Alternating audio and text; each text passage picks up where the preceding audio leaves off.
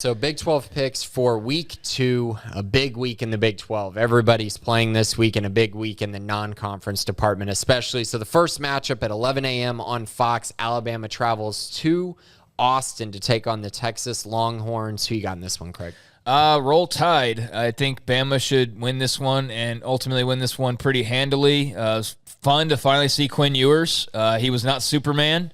But you know what? I'm definitely not expecting Texas to win this game. I don't think we'll hear any Texas back, but this is totally the type of game where they will play well or Alabama will not play all that well, and they'll play close enough, and that will inspire hope and confidence, whether that's, based on solid footing or not, remains to be seen. So that's, I think, what you're looking for if you're Texas is almost like a moral victory because the actual victory is probably not in line. But, Alabama's got to still go and handle their business, so we'll see what happens. But I definitely believe it will be an Alabama win and handily at that. Yeah, I got Alabama 44-20. I think Texas will keep it close for 3 quarters. And like you said, I think they're going to push Bama a little bit in this game just because they always get up for some of these massive non-conference games. So I could see it. But ultimately, Bama is just awesome this year. So it's not a great time to play the Tide in my eyes. Next up, Missouri travels to Manhattan to take on Kansas State, also at 11 a.m. on ESPN2. Who you got in this one? Who's this again? Missouri at Kansas State.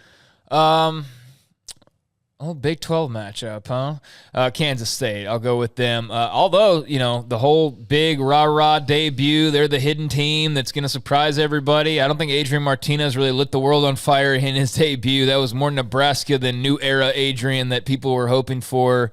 Again, it's week number 1, so a lot of knee-jerking, but yeah, Deuce Vaughn's awesome. I think K-State's got a lot of talent. I think this will be an interesting contest, though, and I'm looking forward to seeing how this one shakes out, but I'll go K-State. Yeah, Missouri hung 52 on Louisiana Tech last week and really blew them out. I think Adrian Martinez is going to have to play a lot better than his 56-yard passing performance that he put on this past weekend. I think Kansas State wins this game. I think they cover the spread, which I believe is 8.5, but I do think when you look at the score during the day, you're going to be like, oh my goodness, we might see an upset here. But I think ultimately Kansas State, the veteran team, I think they get it done 31-21 in what is a somewhat close game. Next on the schedule, Houston. By the way, Missouri picked off, do you know the quarterback that they played last week? At Louisiana Tech? Yeah. Matthew Downing, remember, used to be at TCU a couple years back. Wow. Threw 3 picks in that game. Goodness. So, yeah, Missouri feasted on those turnovers. Well, the next game up, Houston travels to Lubbock to take on Texas Tech. This game's at 3 p.m. on FS1. Houston just knocked off UTSA in what was a thriller, and Tech, on the other hand, destroyed Murray State. But they are without Tyler Shugg for the next 3 to 6 weeks, even though Donovan Smith honestly looked better. Yeah, dude, this is going to be really hard for me picking Tech games because I almost feel like I talk myself out of what my brain would normally just function and tell me, whether right or wrong. Because here's the deal: is like I feel like I'm too harsh on Tech because I'm viewing it from like a too much of a microscope with Joey McGuire, and trying to give them the benefit of the doubt, but also being realistic of like, hey, this wasn't like a build it from scratch project, which I've kind of been repeating over and over again. And then we got close to the season. I'm doing my predictions. I'm like, well, I don't see them really being better than like 8 teams in the Big 12, but I don't see them being terrible either. And so I don't know. I'm kind of battling myself on being too harsh or not harsh enough. But out of last week, I think that Tech's got a really good chance to win this game, primarily because Houston was in a dogfight last week with UTSA, and also because I think Donovan Smith's probably their best quarterback. So now you get rid of the whole who's the quarterback, and the decision was made for you basically. And Donovan Smith goes out there and compiles a handful of touchdowns, throws for 4. He's a big body. He's got a lot of confidence, and I think he might have ultimately been the starter by the end of the year anyway. So I think maybe we just fast forwarded the process a little bit. So I'm going Tech based on just their offense. I think their defense is solid enough. It's going to be in Lubbock. I think the atmosphere is going to be insane. And Houston was, like I said, in a dogfight last week. So I think Houston should win the game. Like if you're like, who's the better team? I think it's Houston. But given all those factors, I think I'm going with Texas Tech here. And Tech's the favorite by 3 points going into this game, which is rather interesting. I was curious because when we talked to Taylor McCarg last week, he said that the competition he didn't feel like was that close. Like that Tyler Shugg was the better quarterback he out did, there, which I found really interesting, especially coming out of the game. And it makes me wonder if maybe what we saw from Donovan Smith isn't actually who he is or who he has been throughout fall camp. Perhaps. We'll see on that. Or they fed him a load of lies. Or they did. Yeah, you're exactly right. My only issue is Houston gave up 337 yards passing to UTSA a week ago, and Tech is going to throw the ball and throw the ball throw the ball a million times. I think Tech's going to win this game. If you're betting it, just take the over because these two teams are going to put up a lot of points. I like Tech in this one, 38-35. It'll be a good game, though. Yeah, I mean, I do think there will be some defense played, but ultimately they're just going to run a lot of plays. I think both defenses are actually okay. It's not going to be like one of those just can't stop anybody. I think there will be some stops, but I also think it's just going to be so fast-paced. But maybe they bog it down. I mean, it's going to be a really interesting game. It really is because they could go a variety of different ways, but I do like Tech's ability to win this game, and I'll pick them to win it. It'd be a huge win for McGuire, and I guess I wouldn't be so dumb for basically saying there's no excuse not to be a bowl team this year basically for them. I'll revert back to what I was saying during the offseason because on paper, this wasn't like Matt Rule taking over or Dave Aranda in a COVID year or those types of year ones that you're used to. Yeah, next game on the schedule, Iowa State travels to Iowa, 3 p.m. on the Big Ten Network. Iowa State, easy win in week one. Iowa with a weird 7-3 win in which they had 2 safeties and a field goal gave them their 7 points. Who do you got in this one in a series that's been dominated by the Hawkeyes recently? Matt Campbell, if you don't win this dadgum game this year, did you watch that offense you're playing? 7 points. You know how many touchdowns they scored, Grayson? 0. Yeah. They got 7 points thanks to multiple safeties. That is a disgrace. That is an absolute coaching disgrace. I understand that Kirk Ferentz is a lifer, but his son's the OC, and that just further complicates matters. But that is a disgrace in a modern-day college football game, and you're not playing like Georgia's defense to put up 7 points in a football game, and 4 of those came from safeties. A disgrace. Iowa State, if y'all do not win this game, man, I am telling you what, they better win this game. They better win this game. They're not going to, right? They better win this game. They're not going to win. If they get outscored by freaking Iowa, who couldn't manage more than a field goal last week. They've lost 6 in a row. I don't care. They better win this game. They're not winning this game. They better win this game. Yeah, Matt Hunter Campbell, Deckers, I believe in you. Come on. Yeah, Matt Campbell hasn't been able to win this game in a long time. Since 2014, that's the last time they won this game. And Iowa has had teams that were not as good as Iowa State's team, and they still found a way to win this game. I'm taking Iowa. I think it's going to be a disgusting game. It's going to be hard to watch, but I think Iowa gets it done, and probably I'm going to put just a weird score on it just because I feel like that's the way this game's going to go. I'll put it 19-14, and I'll give Iowa the win.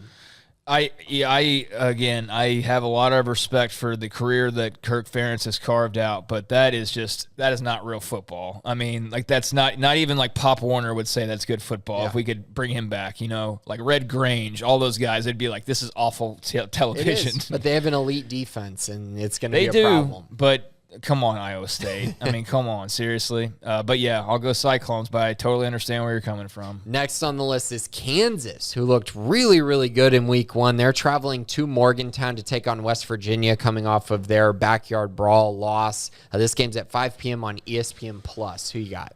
Oh, gosh, Kansas and West Virginia. I got to go with West Virginia here. I like that Kansas was able to take care of business and do so without a whole lot of drama. West Virginia, I don't think that they're a great team. I still have them in the back end along with Kansas, kind of in that same vicinity. Like Kansas is my last team until they're not the last team anymore. But West Virginia, JT Daniels looked better than he really was because their quarterback play has been so absolutely poor the last couple of seasons, but he's still a good player that I think's got some fun weapons. They got some good pieces on defense as well. I just think they have more talent overall. And Neil Brown's got to win this game, but I do think Kansas will make it a little fight, though. Yeah, I think it'll be a solid game. I think ultimately West Virginia will pull away, though. I liked what I saw from Kansas, but that doesn't mean that I think they're a team that's going to consistently go on the road and be in every single game that they play in. So I'll take West Virginia in this one, 37-21. So close, but I think the Mountaineers pull away late. Next game on the list, Kent State goes to Norman to take on the Oklahoma Sooners. This game's at 6 p.m. on ESPN+. Well, OU will win this. Name your score. They really do have an easy schedule this year on paper. It was fascinating. And look, I had this weird mixture of being not only an OU fan, but also having covered Baylor for so long that I have been able to witness like the whole era of, Baylor being the best offense in the country, or arguably the best offense in the country, and seeing the upcoming rise of guys like Jeff Lebby and Kendall Browse and all those guys, and now you see them dispersed around the country. And here's Jeff Lebby now back in the view, back in the Big 12 with Oklahoma, and basically getting to the point of it was just so weird to see OU Twitter last week, and they're like guffawing in the best kind of way over like 30-second touchdown drives, and like all the stuff that basically a decade ago we were talking about with Baylor football is now like they're new, right? And it's just kind of funny to see that all come back swinging around, all these years later, to where now they're running the Baylor offense, so to speak. But yeah, I think that they'll name their score here. They're not going to be challenged week in and week out with this schedule, and they'll be able to have some games like this where they just kind of do your typical like 67-14, and the game lasts 4 hours, and everybody's got 100 yards receiving and rushing, and the box score is crazy. And you walk away after 4.5 hours of a blowout, and you're like, that was fun, cool. I mean, that's what I expect. Yeah, I liked what I saw from Oklahoma in week one. I felt like their defense had more of an identity. They just looked more solid, and offensively they ran the ball well. Eric Gray looked far improved from what he was a year ago, which was nice to see. So I got Oklahoma winning this one 48-17. I think it'll be another easy win, just like last weekend. Yeah, they're going to blow them out. I think the spread's like 5-6 touchdowns at this point. Yeah. I just wonder how much like Baylor of the old days are they going to be? Like, can they keep up the defensive end of the bargain and have a nice balance, but can they also avoid the pitfalls of penalty issues and some of those bugaboos that games when they can't run the ball. Games when they can't run the ball, what happens? Like, can anybody even force them into that situation? But yeah, right out of the gates, absolutely, they look like a threat. They got a really nasty offense and defense, on paper, and so we'll see. But this week's not going to be a game that will really tell us a whole lot. Nope. Next game on the list, Arizona State traveling to Stillwater to take on Oklahoma State. This game's at 6:30 on ESPN2. Oklahoma State gave up a lot of points in week one. Do you think that's kind of who they are? I think that's, a little bit of who they are when you lose Jim Knowles. I think that there's naturally going to be some regression. You look at what he did with Ohio State already. He's already, making some fans out there in Columbus, Ohio. But yeah, I think that just king of adjustments, right? Jim Knowles. But I think that, there's going to be a little bit of a step back even when you bring in a Derek Mason. I also think that they are who we thought they were. And this is the Spencer Sanders show, right? So there's going to be great segments and there's going to be bad segments. And I think, last week they were coasting, and then a few things go wrong, and all of a sudden they're scrambling to secure a win at the end. But I'll take them in this game. Arizona State is a dysfunctional program at the moment. I understand they got a win in week number one, but give me the Cowboys all day long in this one. Yeah, I think Oklahoma State's getting too much flack for what happened in that game. It was 51-15. They were crushing them. It was over. It was over. They brought in the backups for a little bit as well, and then had to bring Spencer Sanders back in. But also, don't forget, Central Michigan was 9-4 last year. Mm-hmm. They were not a bad team, and Oklahoma State was absolutely routing them. I think people are getting too caught up in that and are thinking, ooh, Arizona State, sneaky. They're going to come in and beat Oklahoma State in a road game at night in Stillwater. It's not going to happen. No. Oklahoma State's going to blow them out. I got it probably something like 41-20. I think Oklahoma State handles business in this game. They got close because at the end,